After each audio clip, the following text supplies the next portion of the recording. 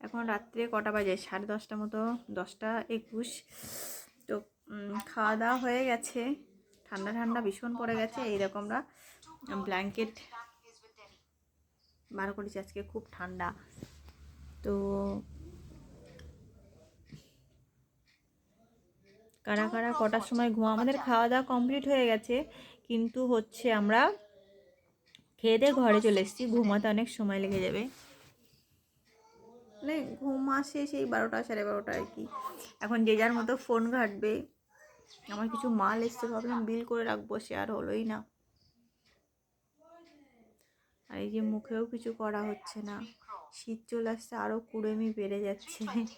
সব কিছুই আছে, আর কি যত্ন নেওয়া হচ্ছে না। তো চলো, গুড নাইট। কালকে আবার একটা ব্লগ ছাড়বো।